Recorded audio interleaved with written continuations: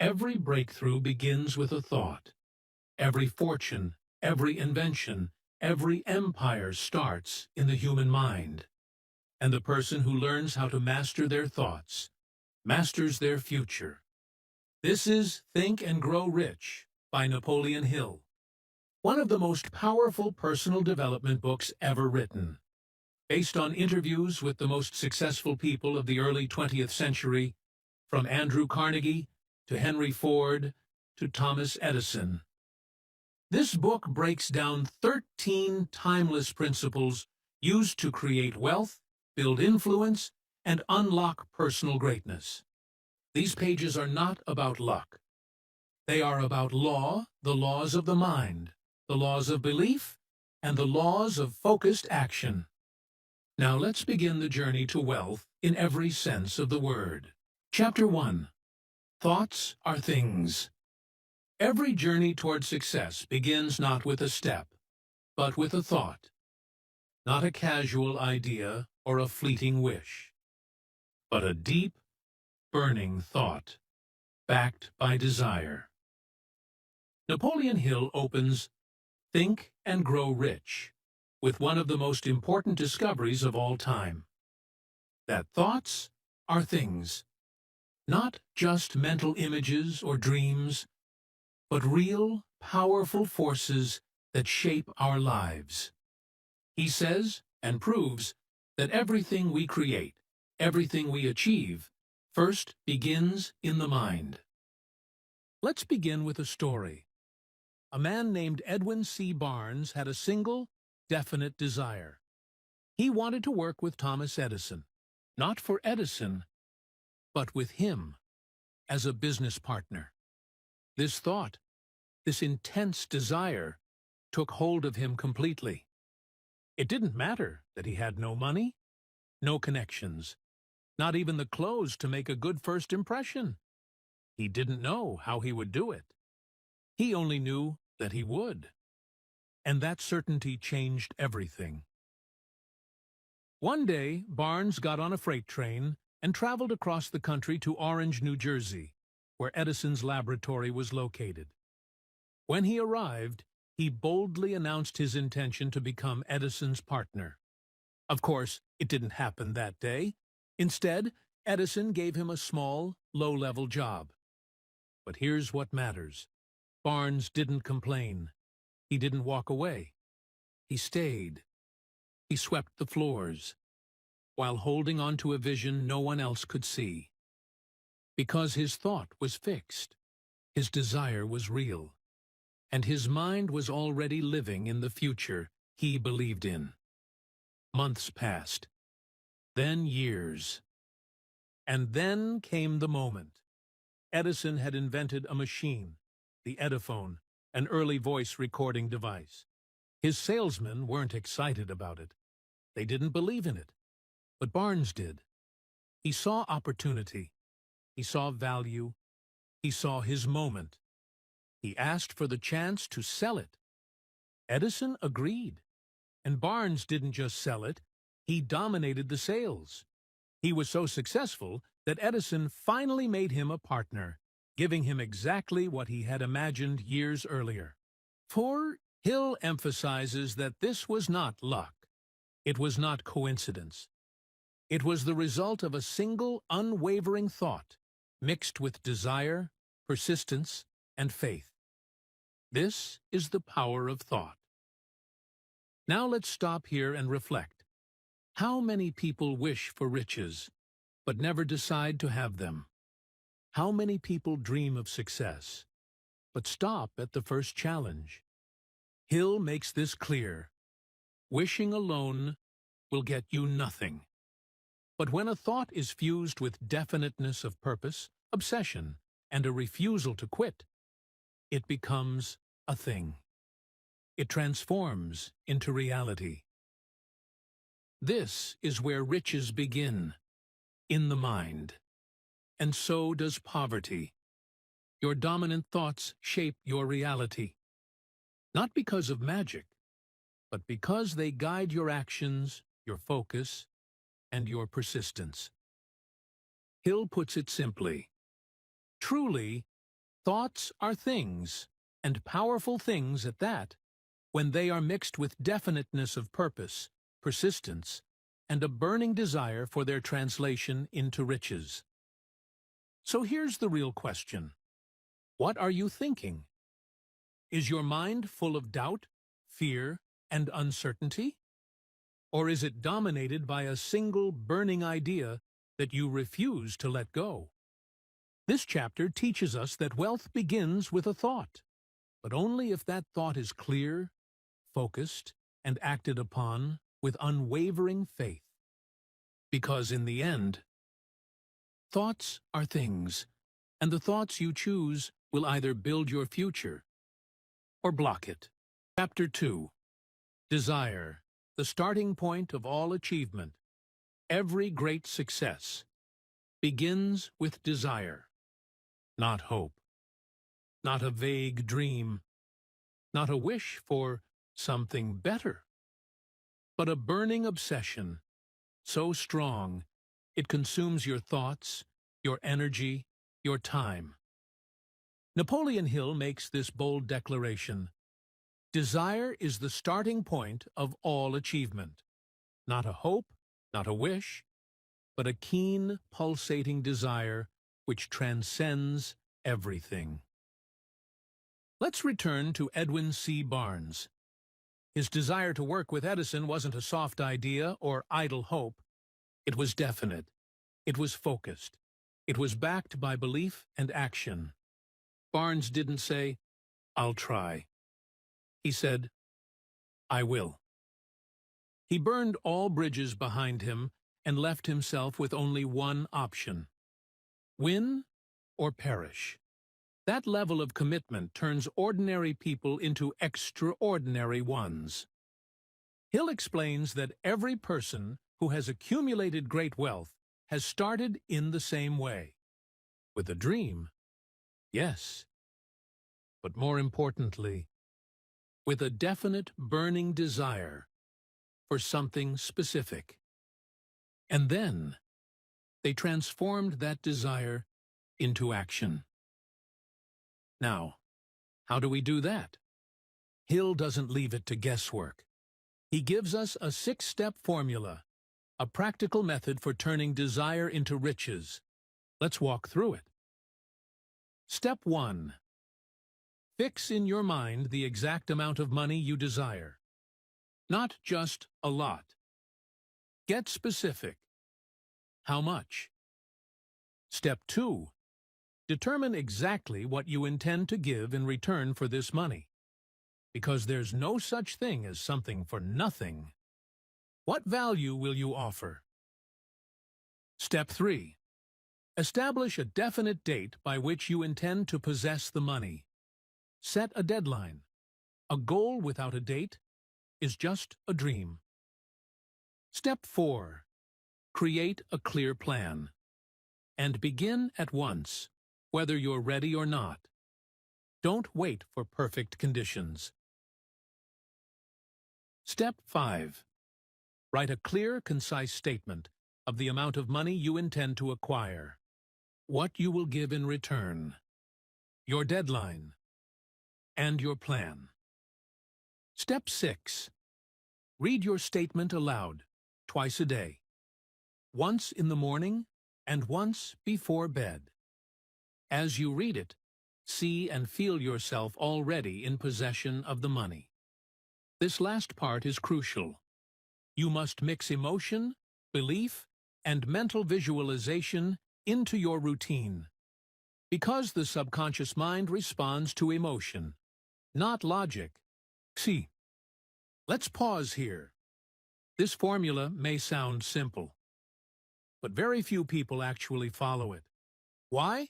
Because it requires clarity, discipline, and faith. You must truly believe that what you desire is already yours, even before it shows up in the physical world. And belief is not automatic.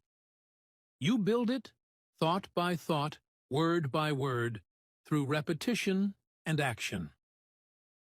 Here's a powerful story from the chapter, Hill shares the story of a young man whose son was born without ears and was told he would never hear or speak.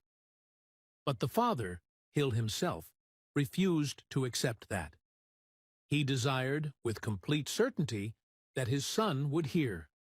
He planted that belief in the boy's mind every single day. And in time, through technology, persistence, and faith, that belief became reality. The boy did hear, and he did speak. Desire became fact. So what's the lesson? Desire, when backed by faith, clarity, and persistent action, becomes unstoppable. You don't need to know how it will happen right now. You just need to know what you want and decide that you will have it. Everything else begins from there. Let's repeat Hill's challenge to you. Every failure brings with it the seed of an equivalent success. But only those with desire, real desire, will find that seed and make it grow. So ask yourself now, what do I want? What am I willing to give to get it? And am I willing to believe in it before anyone else does? Because once desire is locked into your mind and your actions, nothing can stop it. Chapter 3. Faith, visualization and belief in the attainment of desire. If desire is the seed of success, then faith is the soil in which that seed must grow. In this chapter, Napoleon Hill reveals a truth that many overlook. Whatever you believe, deeply, emotionally, without doubt, becomes your reality. You can desire something with all your heart, but unless you believe it's possible, your subconscious will reject it. Faith is the bridge between thought and action, between dream and reality. And it's not something you're born with. It can be built. It can be developed. And Hill shows you exactly how. The foundation of faith. Hill makes it clear. Faith is a state of mind. It's not tied to religion here. It's a mental attitude, an emotional belief that what you want is already yours. When faith is combined with desire, the subconscious mind accepts it as fact and begins to act on it. Your brain becomes magnetized. Your words, decisions, and actions start aligning. Opportunities begin to appear because your mind is focused and your belief is strong. How faith is created. Repetition. Hill gives us one of the most powerful tools in the entire book. Autosuggestion. By repeating thoughts, especially emotionally charged, intentional thoughts, you plant them in your subconscious. You don't have to believe it at first. Just keep saying it, every day, morning and night. Read your statement of desire aloud, the one you created in Chapter 2. Feel it. Visualize it. Speak as though it's already true. And with enough repetition, it will feel true. That's how faith is built. Not all at once, but thought by thought. Faith and the subconscious mind. Hill explains that your subconscious accepts anything you tell it, especially when those thoughts are charged with emotion. If you feed your mind fear, doubt, and failure, that's what it will manifest. But if you feed it hope, belief, courage, and abundance, that's what you'll start attracting. This is not just theory. Every person who has ever achieved greatness has first believed they could, often before anyone else did. Faith makes action possible. Think of faith as the fuel that turns thoughts into motion. Without it, desire stays locked in your head. With it, you begin to act decisively, consistently, boldly. Faith is what makes people move forward when there's no proof they'll succeed. It's what allows you to stay committed, even when nothing around you has changed yet. And that's when miracles happen, not outside of you, but inside your mind. Warning: faith works both ways. Hill doesn't sugarcoat this part. Faith will work in your favor, or against it. If you constantly say, "I'm not good enough. I'll never be rich. Nothing ever works for me," guess what? Your subconscious will take those thoughts and make them real. This is why monitoring your thoughts is so critical. Because whether you're programming your mind with success or programming it with failure, either way, it's being programmed. The big takeaway: faith is not about pretending. It's about choosing to believe in your vision before anyone else can see it. It's about acting like the person you want to become, until you become them. It's about feeding your subconscious mind the exact thoughts you want it to build into your reality. And it's about knowing, deep down, that the future you desire is already yours, if you're willing to believe it. Chapter 4. Autosuggestion, the medium for influencing the subconscious mind. By now, you understand the power of desire. You understand the importance of faith. But how do you install that desire, that belief, into your mind so deeply, so unshakably, that it becomes part of who you are? Napoleon Hill gives us the answer in this chapter. Autosuggestion, a quiet, subtle force, but one that controls everything. What is autosuggestion? Autosuggestion is self-suggestion. It is the process of feeding thoughts directly into your subconscious mind. The subconscious doesn't think. It doesn't judge. It simply accepts what you repeatedly tell it. And then, it works to make those thoughts real. Whether those thoughts are positive or negative, empowering or limiting, the subconscious treats them the same. This is why autosuggestion is powerful and dangerous, depending on how you use it. Using autosuggestion to fuel desire. Hill reminds us, your burning desire, no matter how strong it is today, will fade unless you deliberately reinforce it. That's where autosuggestion comes in. It's how you feed your desire. It's how you build your faith. It's how you reprogram your mind to move in the direction of success. Here's how it works. Every morning, every night, you read your written statement of desire aloud. Remember the one from Chapter 2? The exact amount of money you want. What you'll give in return. The date. The plan. As you read it, you don't just say the words. You see the outcome. You feel the success. You imagine that it's already yours. This part is crucial. Because emotion, not logic, is the language of the subconscious. Repetition plus emotion. Belief. Your subconscious doesn't respond to empty words. It responds to words charged with belief and emotion. So if you want your mind to accept a new idea, you have to repeat it, feel it, and expect it, over and over again. This is how thoughts turn into faith. This is how desire becomes belief.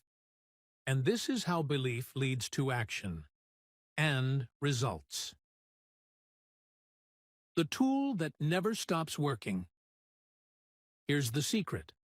Autosuggestion is always happening, whether you use it intentionally or not. Every time you say, "I can't do this," "I'm not good with money," "Nothing ever works out for me," you are using autosuggestion. against yourself. You're feeding your subconscious thoughts of limitation, and your mind will make them true. But when you reverse that pattern, when you speak power, wealth, and confidence into your life every day, everything begins to change. Your mind believes what you tell it. Hill puts it clearly. You may convince the subconscious mind that you believe you will receive what you ask for, and it will act upon that belief. This is the true power of autosuggestion. It makes the invisible visible. It makes the imagined real. By feeding your mind the right thoughts long enough, they become beliefs, and beliefs shape behavior, and behavior creates results. The challenge. Hill ends this chapter with a challenge. You must practice autosuggestion every day. You must read your written statement aloud, twice a day without fail. You must feel the emotion, visualize the result, and believe it's already on its way. This isn't wishful thinking. This is mental programming. And just like you wouldn't build muscle with one push-up, you can't build belief with one repetition. Autosuggestion is a daily habit and a lifelong tool. Sati. Chapter 5. Specialized Knowledge. Personal Experiences or Observations. In this chapter, Napoleon Hill separates wishful thinkers from wealth creators. Because the truth is, knowledge alone is not power. Let's say that again. Knowledge is only potential power. It becomes power only when, and if, it is organized into definite plans of action and directed to a definite end. In short, it's not what you know, it's what you do with what you know. General versus specialized knowledge. Hill draws a sharp line between general knowledge and specialized knowledge. General knowledge is broad, it's academic. It includes things like history, math, science, and it fills most classrooms. But specialized knowledge is practical. It's focused, and it's useful for solving problems or building wealth.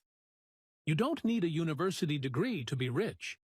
You need information that is specific, useful, and actionable. And you must be willing to find, organize, and use that knowledge in service of a definite purpose. You don't need to know everything. Here's the good news. You don't need to know it all. You just need to know where to get the knowledge you need and how to organize it to serve your goals.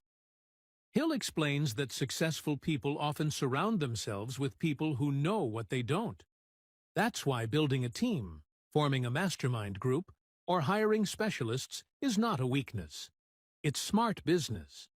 Thomas Edison, for example, didn't personally understand all the science behind his inventions, but he organized knowledge. He surrounded himself with people who had what he needed, and he led them with a clear vision. That's leadership, and it's a key to success. Where to find specialized knowledge? Hill offers several sources of specialized knowledge: personal experience, observation, apprenticeship or mentorship, libraries and books, online courses and training, experts and professionals, schools, but only when they provide practical learning. The point is, we live in a world overflowing with information. You have access to more knowledge today than the richest people on Earth did 100 years ago. So the challenge isn't access, it's application. What are you doing with what you know? Are you learning aimlessly, or are you seeking knowledge that helps you move closer to your definite goal? Knowledge is not enough. Hill is clear. You can have all the knowledge in the world. But if you don't have a definite desire, a clear plan, and a strong belief, your knowledge will lie dormant. This is why action beats information. In fact, Hill even says, "An educated man is not the one who has an abundance of general or specialized knowledge. An educated man is one who has so developed the faculties of his mind that he may acquire anything he wants, without violating the rights of others." That's real education. That's real power. The takeaway. Here's what Chapter 5 teaches us. You don't need to know everything. You do need to know what's relevant to your goal. And you must be willing to find, organize, and apply that knowledge consistently. Because success isn't about how much you know. It's about what you do with what you know, and how focused you are in using it. That's just the beginning of Napoleon Hill's Think and Grow Rich. Want to unlock the remaining secrets of wealth, success, and unstoppable mindset? Click the link in my bio and head over to my YouTube channel to listen to the full audiobook, completely free. Don't miss out. Your future self will thank you.